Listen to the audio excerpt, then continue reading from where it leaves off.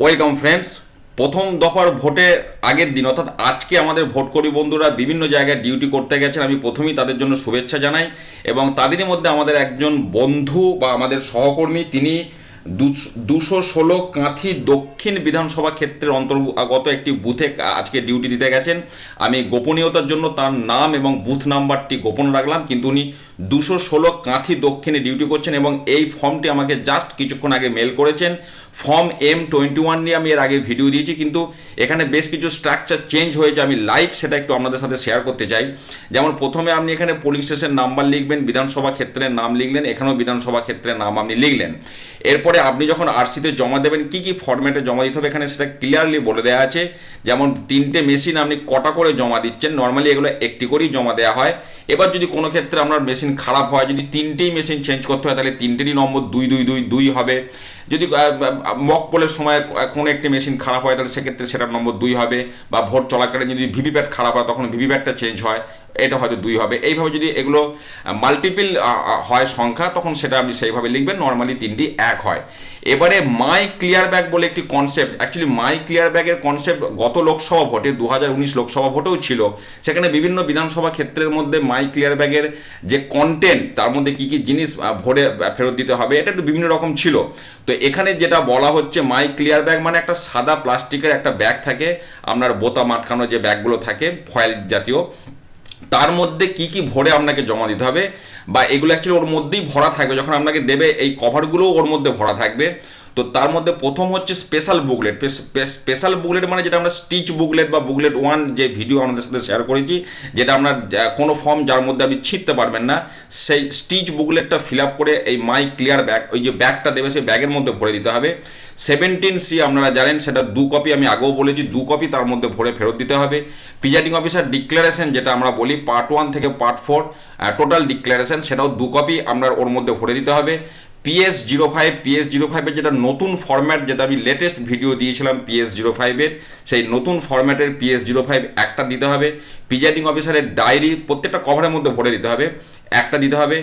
Mock poll certificate, যেটা বলা হচ্ছে মক পোল সার্টিফিকেট আপনার থাকবে না, কিন্তু এখানে মক পোল সার্টিফিকেট বলতে আমার যেটুকু ধারণা, প্রিজাইডিং অফিসার রিপোর্টের পার্ট 1টার কথা বলা হচ্ছে, কিংবা হয়তো প্রিজাইডিং অফিসার রিপোর্টটা পুরোটাকেই বলা হচ্ছে। এটা একটু আপনারা ডিসি থেকে জেনে নেবেন, কারণ এবারে মকপোল সার্টিফিকেট বলে আলাদা করে কিছু থাকছে না, সেটাও 1 কপি বলা হচ্ছে। এবার যদি মকপোল সার্টিফিকেট বলে আলাদা করে দেওয়া হয়, সেটার নেচারটা একদম প্রিজাইডিং অফিসার প্রিজাইডিং অফিসার রিপোর্টের যে পার্ট 1 তার মতো স্ট্রাকচার সেম ফরম্যাটে ফিল আপ করবেন।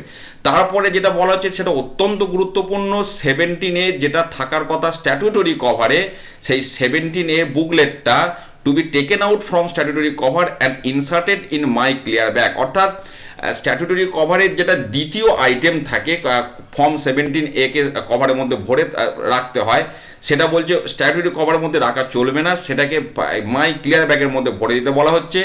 পাশাপাশি seal plastic box containing seal black paper envelope mock poll slip plus VVPAT battery, অর্থাৎ ভিভিপ্যাট থেকে নির্গত হওয়া যে মকপোল স্লিপ, যেগুলো কালো কভারের মধ্যে ভরে সাদা প্লাস্টিক বক্সে সিল করা হয়েছে পিঙ্ক পেপার সিল দিয়ে, সেই বক্সটা আর ভিভিপ্যাটের ব্যাটারি, এই কটা জিনিস মানে মাই ক্লিয়ার ব্যাগের মধ্যে এই কটা থাকবে। তার সাথে হাতে হাতে প্লাস্টিক বক্স আর ব্যাটারিটা প্রথমে জমা দিতে হলো। মেশিন 3টে জমা দেওয়ার পর এইগুলো জমা দিতে হবে। এরপরে স্ট্যাটুটরি কভারের যে আইটেমগুলো ছিল সবই আছে, এখানেও 17এটাও লিখেছে, কিন্তু প্রথমে হচ্ছে marked copy of electoral roll, সেটা তো গেল। 17 এটা এখানে থাকবে না, এখানে উল্লেখ করা আছে, কিন্তু এখানে পরিষ্কার বলেছে এখান থেকে বের করে এখানে ভরতে হবে, কারণ 17 কোনো মাল্টিপল কপি হয় না, একটাই কপি থাকে। তারপরে আমরা ভোটার স্লিপ যেগুলো ব্যবহার করা হয়েছে, ইউজড ভোটার স্লিপ, সেগুলো এখানে থাকতে হবে। তারপরে টেন্ডার ব্যালট পেপার আনইউজ যেগুলো আছে, আর টেন্ডার ব্যালট পেপার, তার সাথে ফর্ম 17B যদি টেন্ডার ভোট হয়, নাহলে এটা ফাঁকা নীল লিখে জমা দেবেন। তো এইগুলো গেল স্ট্যাটুটরি কভারে। নন স্ট্যাটুটরি কভারে আপনার যেটা আছে ইলেকট্রাল রোলের আদার কপি, মানে ওয়ার্কিং কপি বা অ্যালফাবেটিক্যাল যে ইলেকট্রাল রোল যেটা দেয় সেটা, এজেন্টদের ফর্ম 10, তারপর ফর্ম 12B মানে ইডিসি সার্টিফিকেটগুলো, তারপর চ্যালেঞ্জ ভোট যদি হয় তাদের লিস্ট ফর্ম 14, তারপরে আপনার বয়স সংক্রান্ত ডিক্লারেশন যদি থাকে সেটা, তারপরে রিসিপ্ট বুক মানে চ্যালেঞ্জ ভোট হলে তার রিসিপ্ট বুক এবং টাকা পয়সা সেটা এখানে দিতে হবে। তারপরে আপনার পেপার সিল মানে গ্রিন পেপার সিল আনইউজড এবং ড্যামেজ যেগুলো আছে, পিঙ্ক পেপার সিলটাও একসাথেই ভরে দেবেন। আনইউজ ভোটার স্লিপ, আনইউজ আর damage special address tag, unused and damage strip seal, আর cover for declaration of companion yellow, একটা হলুদ রঙের কভার থাকবে যেটা কম্প্যানিয়নের ডিক্লারেশনগুলো যে কভারের মধ্যে ভরতে হবে, সেই ইয়েলো কভারটাও চলে যাচ্ছে নন স্ট্যাটুটরি কভারে। প্যাকেট 3 এখানে অনেক কিছু জিনিস পরিবর্তন হয়েছে, একটু দেখুন শেষ পর্যন্ত। প্যাকেট 3তে যেমন হ্যান্ডবুকটা দিতে বলা হচ্ছে, যেটা 2021-এর জন্য দেওয়া হয়েছে। ভিভিপ্যাট বর্ষিওর যদি কিছু দেওয়া থাকে সেটা এখানে দিতে বলা হচ্ছে, অ্যানেক্সটা 13। তারপরে কালির stamp pad, brush seal for presiding officer, মানে ওই metal seal, arrow cross mark যেটা দিয়ে আমরা টেন্ডার ভোট দেওয়া হয়, আর কাপ মানে ইনডেভিলেবল লিঙ্ক কালিটা রাখার যে কাপটা, এগুলো গেল 3 নম্বর। 4 নম্বর প্যাকেটে বলা হচ্ছে এএসডি লিস্ট ভরতে, খুব গুরুত্বপূর্ণ বিষয়। এএসডি লিস্ট যেটা ভরতে বলা হচ্ছে 4 নম্বর কভারের মধ্যে, সেখানে ছোট নীল রঙের কভার থাকবে, কভারে লেখা থাকবে cover for ASD voters list. সেই এএসডি লিস্ট বা যেটাকে আমরা এএসডি সার্টিফিকেট বলি, সেটাকে আমরা নীল কভারে ভরে সেটা 4 নম্বর কভারে রাখতে হচ্ছে। ব্রেল ব্যালট শিট সিল করে দিতে বলা হচ্ছে ব্লু কভারের মধ্যে ভরে। তারপরে cover for entry passes for polling agent, অর্থাৎ এন্ট্রি পাস যেগুলো, সেই এন্ট্রি পাসগুলোকে ব্লু কভারের মধ্যে ভরে দিতে বলা হচ্ছে। কিন্তু এখানে কভার ফর এন্ট্রি পাসেস মানে যে পাসগুলো এজেন্টদেরকে দেওয়া হলো সেগুলো বলছে না, যেগুলো ফাঁকা ফেরত যাবে সেগুলো দিতে হবে, এটা কিন্তু পরিষ্কার করে বলা নেই। কাজে আপনারা ডিসি থেকে মালপত্র নেবার সময় এই বিষয়টা কিন্তু ক্লিয়ার করে নেবেন। এখানে ইউজড এন্ট্রি পাস বা আনইউজড এন্ট্রি পাস কথাটা উল্লেখ করা প্রয়োজন ছিল। তারপর কভার ফর রিভোকেশন আপনার of appointment of polling agent মানে ফর্ম 11, এই কেসগুলো সাধারণত হয় না, কিন্তু এবারে ভোটে এই বিষয়গুলিও রয়েছে। ফর্ম 11 মানে এজেন্টের অ্যাপয়েন্টমেন্ট যদি রিভোকড করা হয়, যদি প্রত্যাহার করা হয়, তার ইলেকশন এজেন্ট যদি প্রত্যাহার করেন, তাহলে তখন তিনি ফর্ম 11 জমা দেবেন প্রিজাইডিং অফিসারকে, যে আমি এই এজেন্টের যে অ্যাপয়েন্টমেন্ট সেটাকে উইথড্র করছি। তো এরকম কেস হয় না, কিন্তু যদি হয় তো সেক্ষেত্রে সেই ফর্ম 11টা এই প্যাকেট নাম্বার 4-এ ভরতে হচ্ছে, নীল কভারের মধ্যে ভরে। তারপরে cover for check memo of presiding officer সেটা এখানে জমা দিতে বলা হচ্ছে।